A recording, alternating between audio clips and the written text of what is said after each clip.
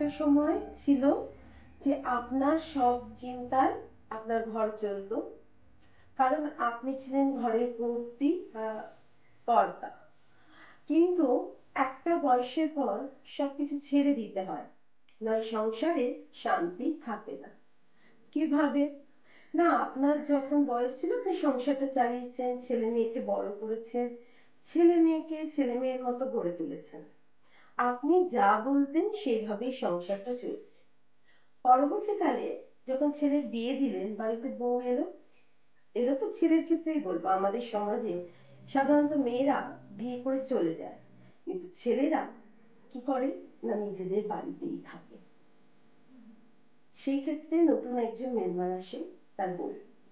তো আপনার তো বয়স হয়েছে, এবার আপনি একটা ছেলের বউ, ছেলেকে কিছু কাজ দিয়ে দিন। আর আমার বাড়ি, আমার ঘর, আমি এইভাবে চালাতাম সংসারটা, ওইভাবে চালাতাম, আমার এই হলে ভালো হতো, ওই হলে ভালো হতো, এগুলো ছাড়ুন, ছেড়ে দিন। আপনার ছেলে কি করে সংসারটা চালাবে, বৌমা কি করে সংসারটা চালাবে, তাদেরকে দেখতে দিন। কারণ এখন আর আপনি ঘরের সব থেকে বড় একজন মেম্বার হয়ে রয়েছেন। এখন শুধু আপনার কি করার সময়, আয়েশ করার সময়, একদম আরামে থাকার সময়। আপনি একদম আরামে থাকুন, বিন্দাস থাকুন।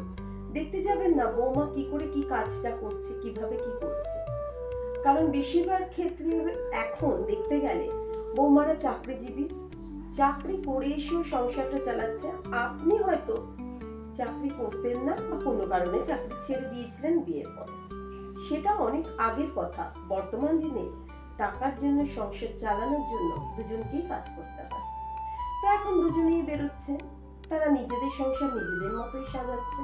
তাতেও যদি আপনি কথায় কথায় নিজে কর্তৃত্ব দেখাতে চান, তখন সংসারে শান্তি বজায় থাকে না। কারণ ছেলে মেয়ে বাইরে খেটে এসে একটা শান্তির পরিবেশ চায়, সেই শান্তি আপনি বিঘ্নিত করছেন। কি দরকার?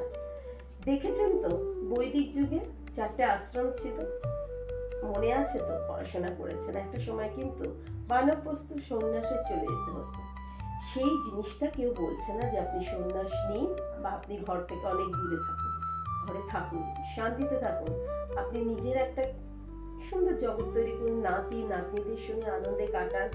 বৌমা কি করছে, ছেলে কি করছে, এটা এইভাবে হলো না, ওইভাবে হলো না, সেটা ছেড়ে দিন। তাহলে আপনাকে আর ডিপ্রেশনে যেতে হবে না, আপনি খুব শান্তিতে থাকবেন। আর ছেলে বৌমাকেও অস্বস্তিকর পরিবেশে থাকতে হবে না, তারাও শান্তিতে থাকবে, আপনাকে ভালোবাসবে। আপনি ভালোবাসা চান তো, শেষ বয়সে প্রত্যেকে ভালোবাসা চায়, তাই শেষ বয়সে ঠিক থাকতে গেলে ছাড়তে হয়। আজকের এই ভিডিওটাই হচ্ছে ছেড়ে দেওয়া, যাতে শেষ বয়সে ছেড়ে দিয়ে শান্তিতে মানুষ কি করে থাকতে পারে, আর কিভাবে শান্তির পরিবেশ গড়ে তুলতে পারে। কি মনে রাখবেন তো আমার কথাটা?